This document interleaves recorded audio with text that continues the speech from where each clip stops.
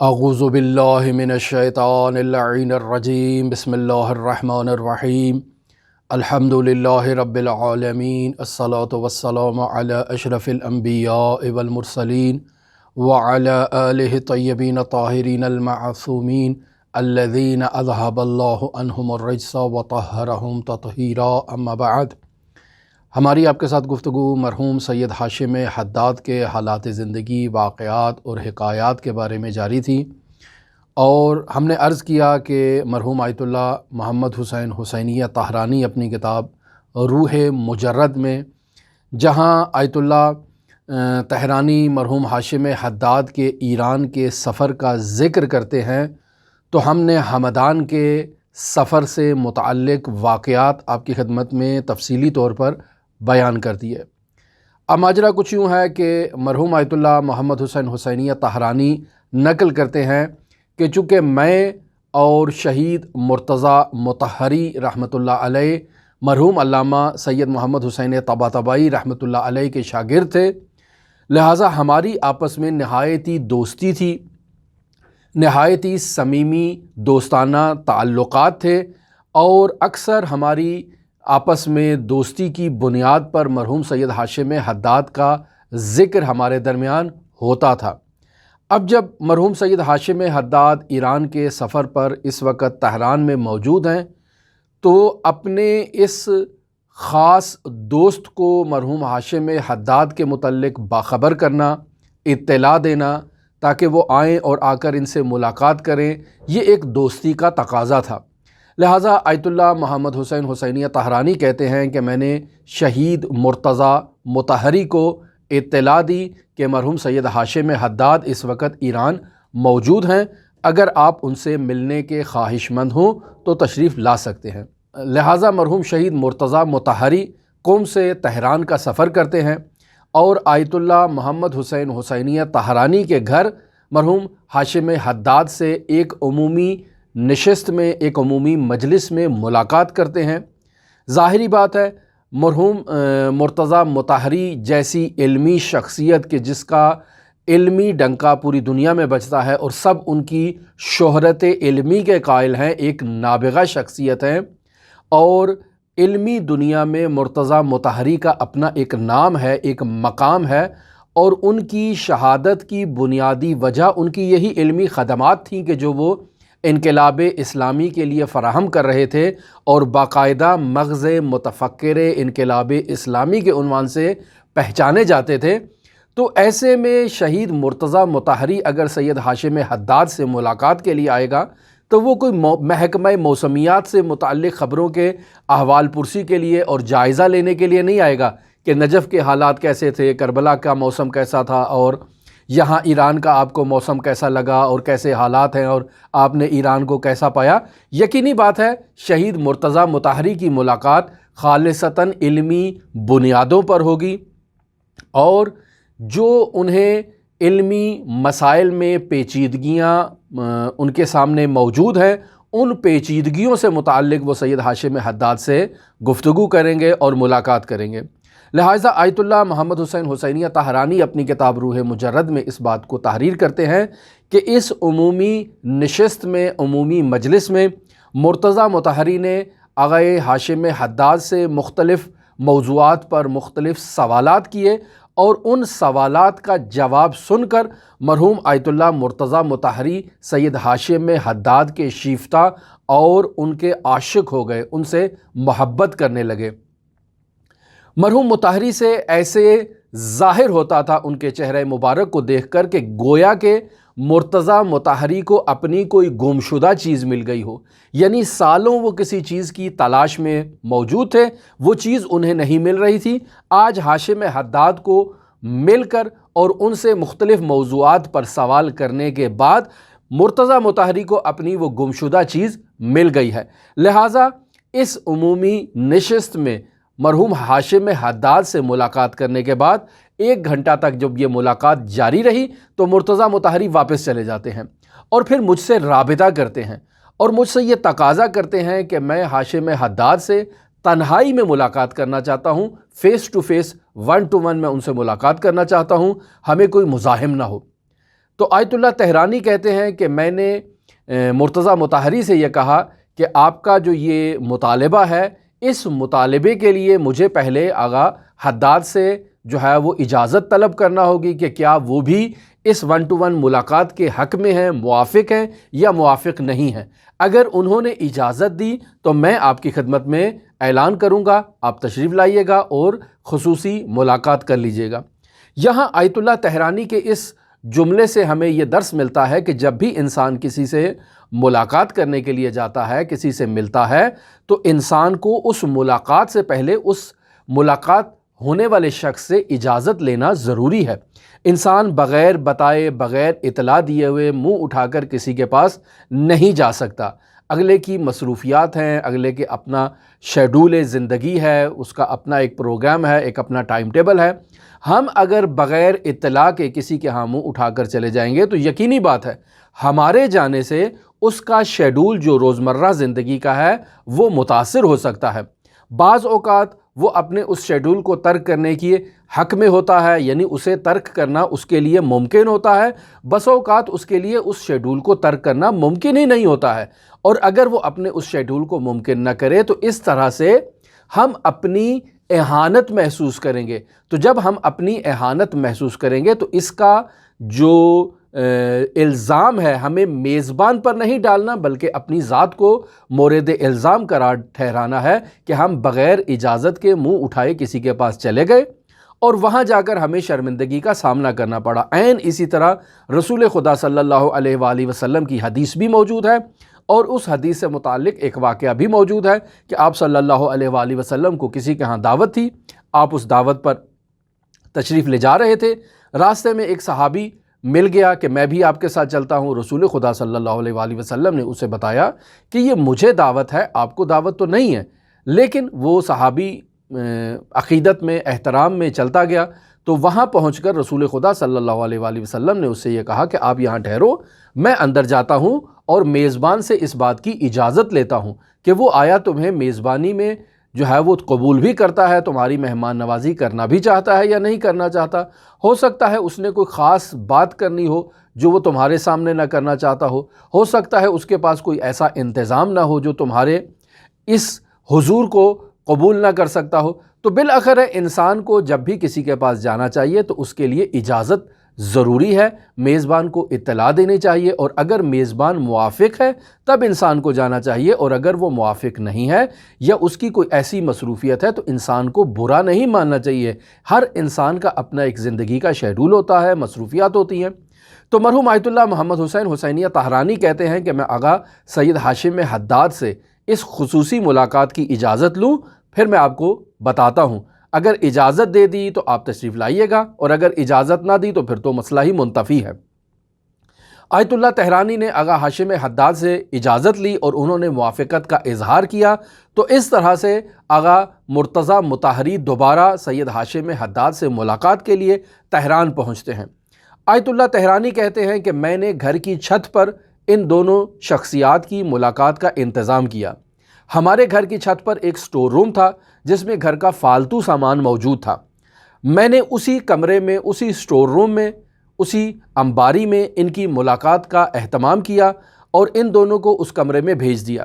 پھر میں نے انہیں ایک تالا بھی دیا کہ آپ اندر جب تشریف لے جائیں تو اندر سے اس دروازے کو لاک کر لیں، تالا لگا لیں، تاکہ کوئی بچہ کھیلتا ہوا یہاں آ کر آپ کو مزاحم نہ ہو، یا کوئی عقیدت مند اپنی عقیدت کا اظہار کرنے کے لیے بلا اجازت اس کمرے کی طرف نہ بڑھے۔ لہٰذا آپ اس کمرے کو لاک کر لیں اور اندر بیٹھ کر تفصیلی آپس میں گفتگو کریں جو بات آپ کرنا چاہتے ہیں۔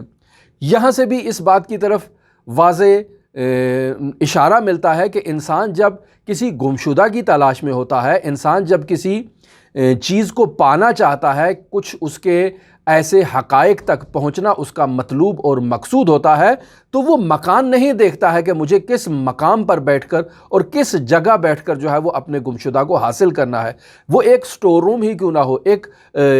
فالتو سامان کا کمرہ ہی کیوں نہ ہو، انسان وہاں اس سختی میں، اس دشواری میں، اس ماحول کی جو ایک خاص سمیل ہوتی ہے سٹور روم کی، اس کو برداشت کر سکتا ہے، لیکن اپنی گمشدہ کی تلاش میں وہ وہاں بیٹھے گا اور اپنے گمشدہ کے متعلق جو ہے وہ گفتگو کرے گا اور اپنی سوالات کو دریافت کرے گا۔ لہٰذا آیت اللہ تہرانی کہتے ہیں کہ تقریباً 1 گھنٹے سے زائد یہ ملاقات اس کمرے میں جاری رہی۔ مرتضیٰ مطہری نے اپنے دل کی تمام باتیں آغا ہاشم حداد سے مطرح کیں، پیش کیں ان کے سامنے، اور اپنے تمام سوالات کا جواب جو ہے وہ مرتضیٰ مطہری نے ہاشم حداد سے وصول کیا۔ پھر فرماتے ہیں کہ اس مدت میں کسی نے ان کو مزاحمت ایجاد نہیں کی، انہوں نے تفصیلی آپس میں گفتگو کی، اور پھر بعد میں جب یہ گفتگو ختم ہوئی تو آغا ہاشم حداد اور شہید مرتضیٰ مطہری گھر کی چھت سے جب نیچے آتے ہیں تو مرتضیٰ مطہری میرے پاس سے گزرتے ہوئے میرے کان میں ایک جملہ کہتے ہیں، اور وہ جملہ یہ تھا کہ یہ سید حیات بخش ہے۔ مرتضیٰ مطہری کا یہ جملہ کہنا اس بات کی دلیل ہے کہ سید ہاشم حداد واقعاً علمی اعتبار سے اور عملی اعتبار سے ایک ایسے مقام پر موجود تھے جو مرتضیٰ مطہری کو حیات عطا کر رہے ہیں، اور یہ وہ زمانہ ہے کہ ابھی علامہ محمد حسین طباطبائی رحمۃ اللہ علیہ زندہ ہیں، یعنی شہید مرتضیٰ مطہری کی شہادت کے بعد علامہ طباطبائی کا اس دنیا سے انتقال ہوتا ہے، لیکن مرتضیٰ مطہری کے وہ جو سوالات ہیں ان سوالات کا اور اس گمشدہ کی تلاش مرتضیٰ مطہری کو مرحوم علامہ محمد حسین طباطبائی کے پاس نہیں ملی، جو ان کے استاد ہیں، مفسر قرآن ہیں، جلیل القدر عالم دین ہیں، فلسفے اور عرفان میں انہوں نے ایک بہت عظیم خدمات انجام دی ہیں حوزہ علمیہ میں، لیکن اس کے باوجود مرتضیٰ مطہری کو اپنا گمشدہ جو ہے وہ سید ہاشم حداد کے پاس آ کر ملتا ہے، اور سید ہاشم حداد کو مرتضیٰ مطہری حیات بخش قرار دیتے ہیں۔ تو اس سے معلوم ہوتا ہے کہ سید ہاشم حداد ایک ایسے افق پر موجود تھے کہ جس کے لیے آغا تہرانی نے بیان کیا کہ وہ لا افق پر تھے، یعنی ایک ایسے مقام پر تھے کہ علامہ محمد حسین طباطبائی رحمۃ اللہ علیہ ابھی اس مقام پر نہیں پہنچے تھے کہ جو شہید مرتضیٰ مطہری کو قانع کر سکیں یا ان کے سوالات کا جواب دے سکیں۔ یہاں ایک اور مطلب بھی میں آپ کی خدمت میں نقل کرتا ہوں جسے گو کہ آیت اللہ محمد حسین حسینیہ طہرانی نے اپنی کتاب میں درج نہیں کیا۔ ماجرا کچھ اس طرح سے ہے کہ ایک کم المقدسہ کے مرجع تقلید جو اس وقت زمان حال میں مرجع تقلید ہیں اور ان کی تقلید کی جاتی ہے، ان سے کسی نے علامہ محمد حسین طباطبائی رحمۃ اللہ علیہ کے بارے میں سوال کیا کہ آپ علامہ طباطبائی کے معاصر ہیں، یقیناً آپ کی ان سے ملاقات ہوئی، آپ نے ان کو درک کیا، ان کے پاس گئے ہوں گے، آپ نے ان کو کیسا پایا؟ تو وہ عظیم الشان مجتہد جو اس وقت موجود ہیں وہ بیان کرتے ہیں کہ میں علامہ محمد حسین طباطبائی کے درس میں جایا کرتا تھا، لیکن چونکہ میرا مزاج فلسفے سے موافق نہیں تھا اور مجھے فلسفے کی اتنی خاص کوئی دلچسپی میرے وجود میں نہیں پائی جاتی تھی، میں ان کے درس میں جاتا اور ان کا درس میرے مزاج کے سازگار نہ ہوتا، تو اس بنیاد پر میں نے ان کے درس کو ترک کر دیا تھا۔ اب آپ کا سوال کہ آپ نے علامہ طباطبائی کو کیسا پایا، تو دیکھیں میں نے چونکہ ان سے فلسفہ نہیں پڑھا اور ان کے درس میں شریک نہیں ہوا جس طرح سے ہونا چاہیے تھا، تو میں ان کے بارے میں اظہار نظر نہیں کر سکتا،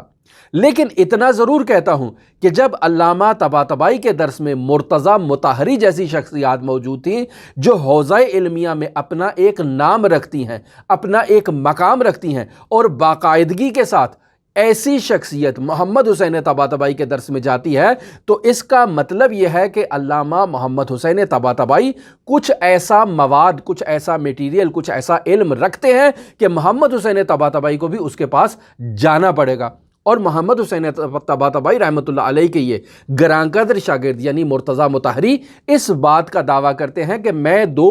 محمد حسین کا تربیت یافتہ ہوں، یعنی محمد حسین بروجردی اور محمد حسین طباطبائی، میں ان 2 شخصیات کے ہاتھوں تربیت پایا ہوں اور پروان چڑھا ہوں، لہٰذا علامہ محمد حسین طباطبائی ایک جلیل القدر شخصیت تھی، لیکن اس کے باوجود مرتضیٰ مطہری کو جو چیز ہاشم حداد میں نظر آئی وہ علامہ محمد حسین طباطبائی میں وہ چیز ان کو نظر نہیں آئی، اور انہوں نے ہاشم حداد کو حیات بخش قرار دیا۔ مرتضیٰ مطہری ہاشم حداد کے شیفتہ اور عاشق ہو گئے، ان کے دیوانے ہو گئے، لہٰذا آیت اللہ محمد حسین حسینیہ طہرانی کہتے ہیں کہ جیسے ہی وہ اس چھت سے نیچے آئے اور انہوں نے میرے کان میں یہ کہا کہ یہ سید حیات بخش ہیں، اور اس کے بعد مرتضیٰ مطہری نے مجھ سے ایک مطالبہ کیا، مجھ سے یہ کہا کہ مجھے اس جلیل القدر سید کی ایک تصویر دے دو، میں اپنے گھر کے کمرے میں اس تصویر کو آویزاں کرنا چاہتا ہوں تاکہ سب کو یہ معلوم ہو کہ میں اس سید جلیل القدر کا شیفتہ ہوں، عاشق ہوں اور ان کا عقیدت مند ہوں، ان کا مرید ہوں۔ آیت اللہ محمد حسین حسینیہ طاہرانی ان سے یہ کہتے ہیں کہ میں آپ کو آغائے ہاشم حداد کی تصویر ضرور دیتا ہوں، لیکن میں آپ کو یہ مشورہ دیتا ہوں کہ آپ ہرگز ہاشم حداد کی تصویر اپنے کمرے میں نہ لگائیں۔ میرا یہ مشورہ ہے کہ آپ ہاشم حداد کی جگہ مرحوم سید علی آغا قاضی طباطبائی کی تصویر اپنے کمرے میں آویزاں کریں اور وہاں اسے نصب کریں۔ وجہ کیا ہے؟ وجہ یہ ہے کہ آپ ایک سرشناس شخصیت ہیں، مرتضیٰ مطہری ایک ایسے مقام اور منصب پر فائز ہیں کہ پوری دنیا میں اس کی شہرت ہے، سب لوگ اس کو جانتے ہیں، ہر خاص و عام مرتضیٰ مطہری کو پہچانتا ہے، جبکہ ہاشم حداد کو کوئی نہیں پہچانتا۔ ایسے میں اگر مرتضیٰ مطہری کے گھر کے کمرے میں اور ڈرائنگ روم میں ہاشم حداد کی تصویر لگی ہوگی تو ہر خاص و عام جب اس ڈرائنگ روم میں جائے گا اور اس کی نظر اس تصویر پر پڑے گی تو وہ سوال کرے گا کہ یہ کون سی جلیل القدر شخصیت ہے جس کی تصویر مرتضیٰ مطہری کے کمرے میں لگی ہے، اور آپ کے تصویر لگانے سے ہاشم حداد کی شہرت ہو جائے گی، اور ہاشم حداد شہرت گریز ہیں، وہ شہرت کو پسند نہیں کرتے ہیں، لہٰذا وہ اس بات کی اجازت نہیں دیں گے کہ آپ اپنے کمرے میں ان کی تصویر لگائیں۔ یہ ایک پہلو ہے۔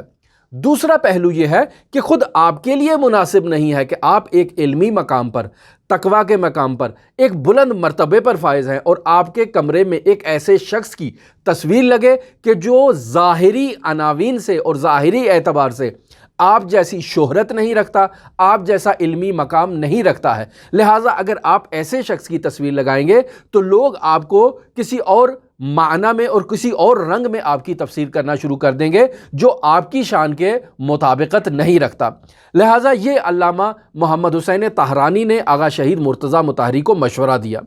پھر آیت اللہ مرتضیٰ مطہری سے متعلق علامہ طاہرانی یہ لکھتے ہیں کہ ایک روز میں مرتضیٰ مطہری سے ملاقات کرنے کے لیے ان کے گھر جاتا ہوں۔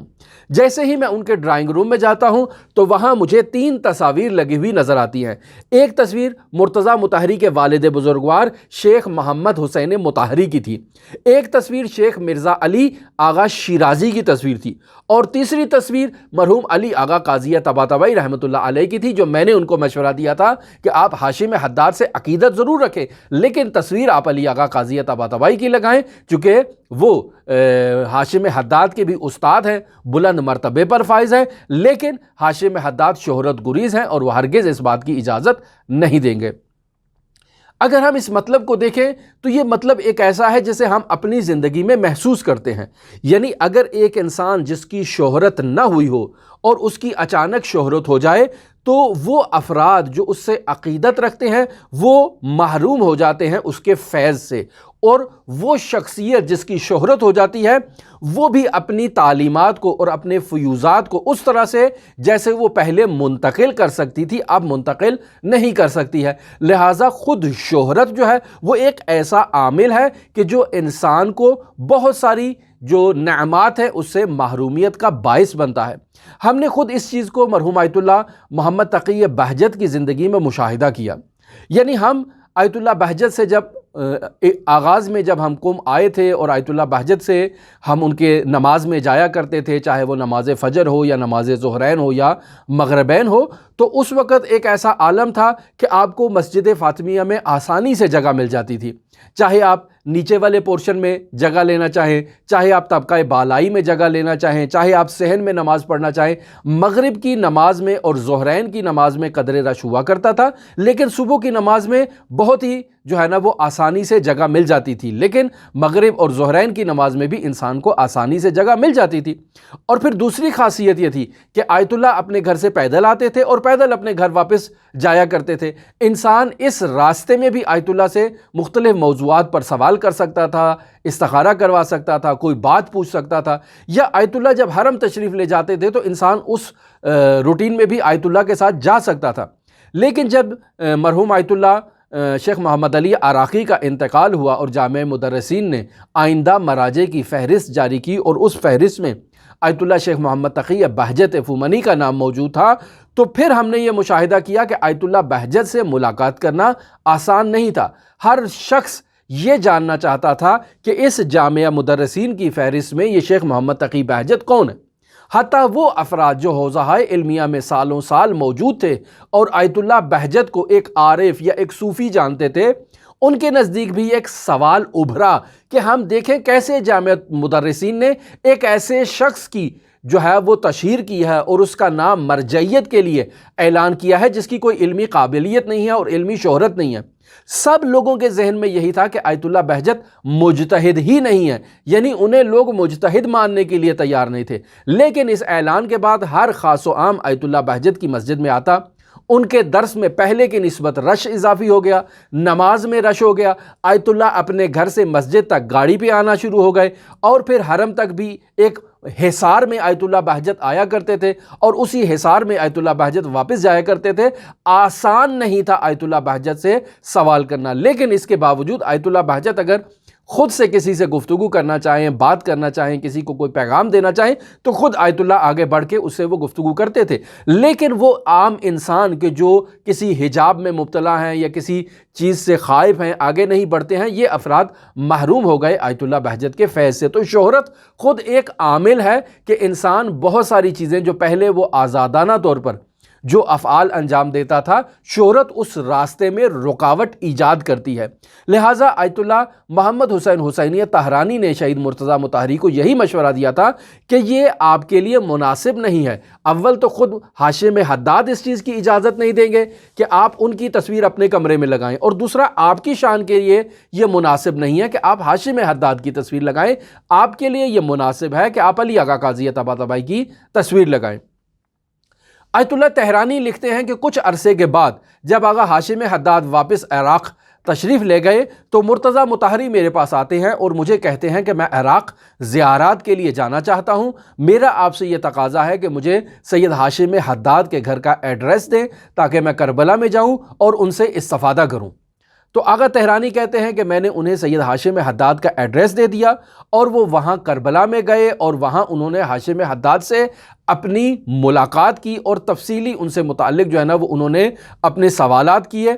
اس ملاقات سے واپسی کے بعد میں نے یہ دیکھا کہ مرحوم مرتضیٰ مطہری کے چہرے پر حاشم حداد سے شیفتگی کے آثار جو ہیں وہ نمایاں طور پر جو ہے نا وہ برجستہ طور پر نظر آ رہے ہیں۔ لہٰذا مرتضیٰ مطہری جب اس آغا حاشم حداد سے ملاقات کر کے واپس آئے تو اسی ملاقات کے دوران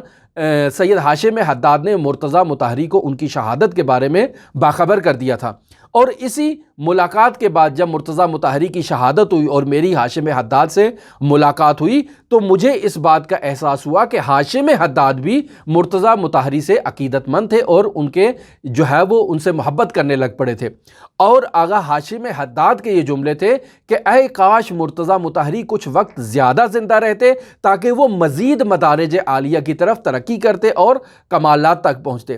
لہٰذا جب آغا مرتضیٰ مطہری عراق کا اور کربلا معلیٰ کا اور زیارت کا سفر کمپلیٹ کرنے کے بعد واپس ایران آتے ہیں تو آیت اللہ محمد حسین حسینیہ طہرانی اس بات کو لکھتے ہیں کہ شہید مرتضیٰ مطہری ایک روز میرے پاس آتے ہیں اور آ کر مجھ سے یہ بات ذکر کرتے ہیں، ڈسکس کرتے ہیں کہ جب میں کربلا میں موجود تھا تو آغا سید حاشم حداد نے مجھ سے یہ سوال کیا کہ بتاؤ آپ نماز کیسے پڑھتے ہو،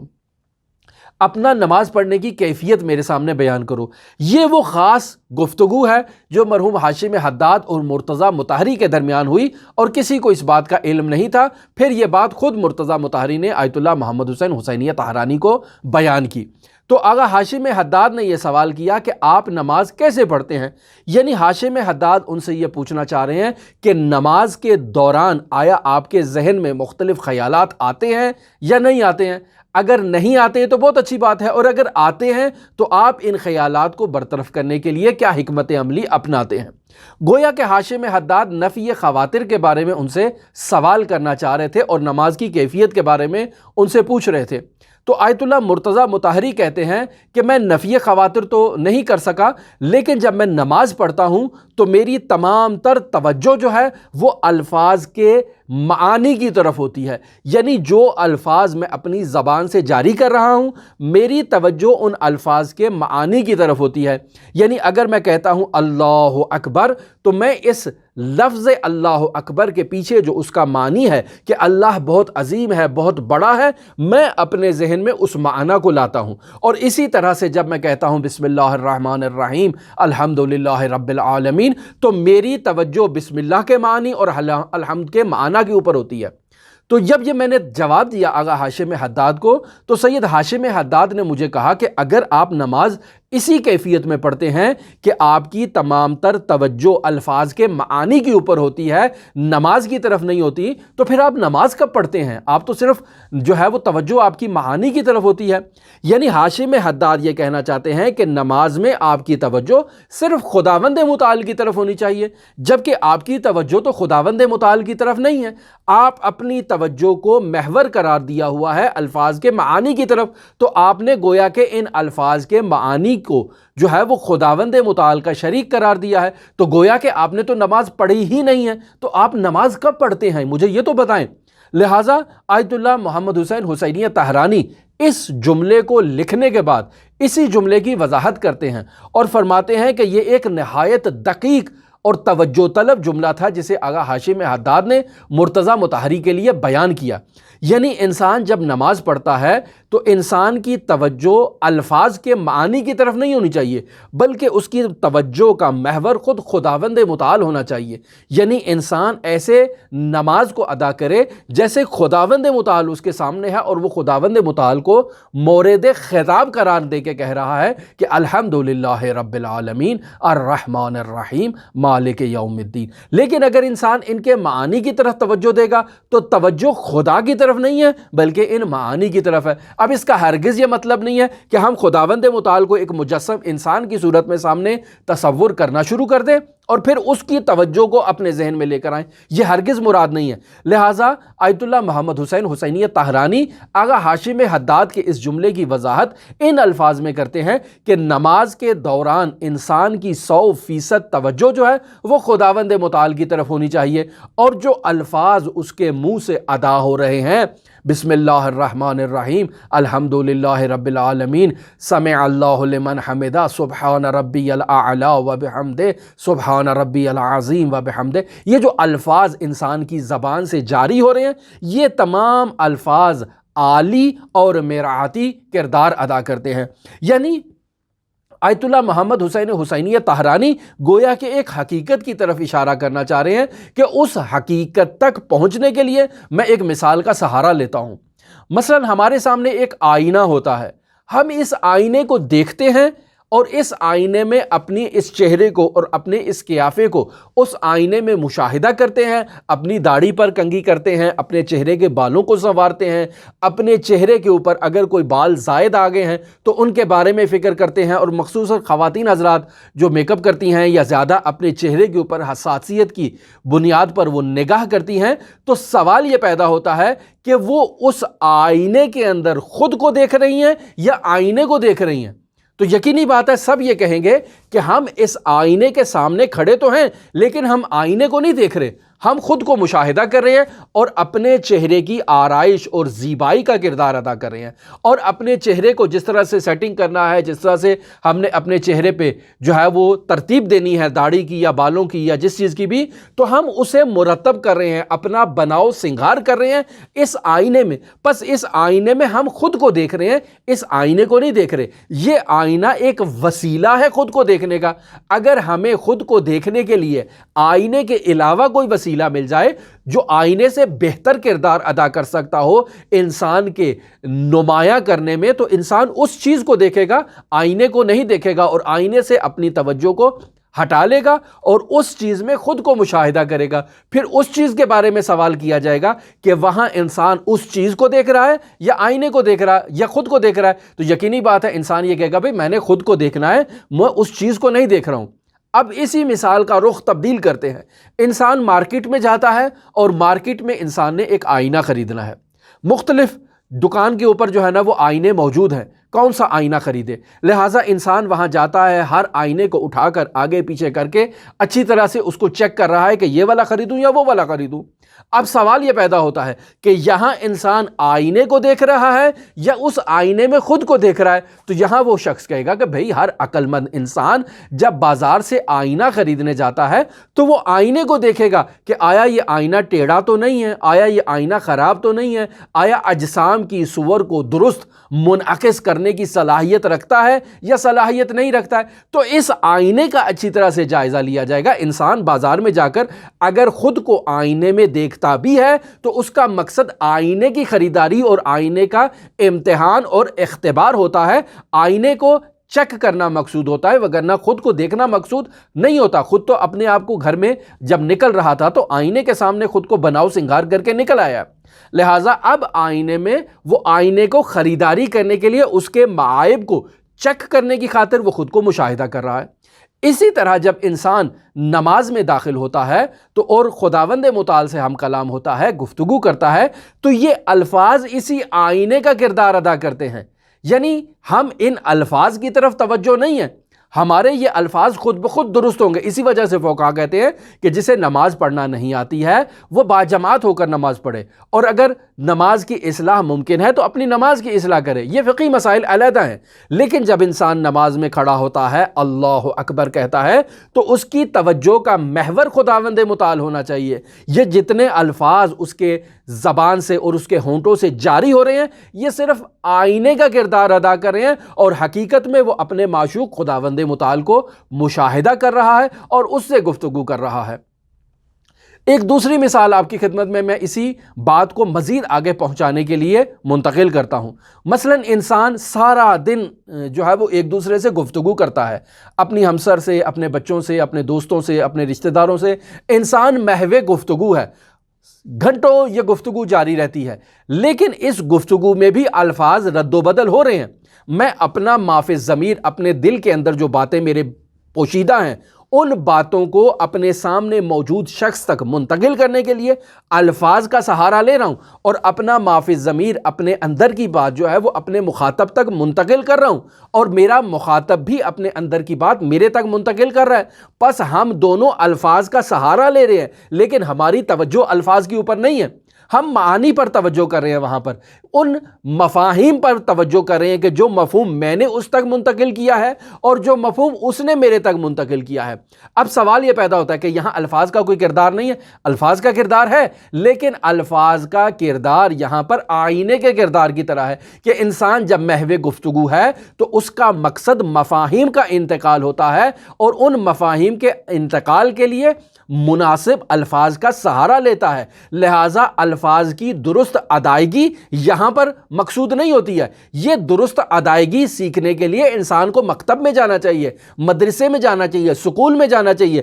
جہاں اس کو الف زبر آ، بے زبر با، یہ چیزیں اس کو پڑھائی جاتی ہیں، جہاں اس کو الفاظ کے معانی بتائے جاتے ہیں، وہاں انسان ان چیزوں کو سیکھتا ہے، الفاظ کے درست تلفظ، درست ادائیگی کو وہاں سیکھتا ہے۔ اور جب وہ انسان سیکھ لیتا ہے، اب جب انسان اپنے دوستوں کے ساتھ، اپنے رشتہ داروں کے ساتھ، اپنے جان پہچان والے افراد کے ساتھ گفتگو کرتا ہے تو اپنا ما فی الضمیر منتقل کرتا ہے۔ یہ الفاظ آلے کا اور وسیلے کا کردار ادا کرتے ہیں، لیکن انسان کی توجہ ان الفاظ پر نہیں ہوتی، گو کہ یہ الفاظ درست ادا ہو رہے ہیں، جملہ بندی بالکل کامل اور بالکل درست ہے، لیکن انسان کا مقصد جو ہے اور محور اور توجہ کا جو محور ہے وہ یہ الفاظ نہیں ہوتے، بلکہ ان الفاظ کے پیچھے پس پشت جو معانی اور حقائق ہوتے ہیں، انسان ان معانی اور حقائق کو اپنے مخاطب کی طرف منتقل کرتا ہے، اور اسی طرح سے مخاطب سے بھی معانی اور حقائق اپنی طرف منتقل کرتا ہے۔ تو مرحوم سید ہاشم حداد مرتضیٰ مطہری سے گویا کہ یہ کہنا چاہ رہے ہیں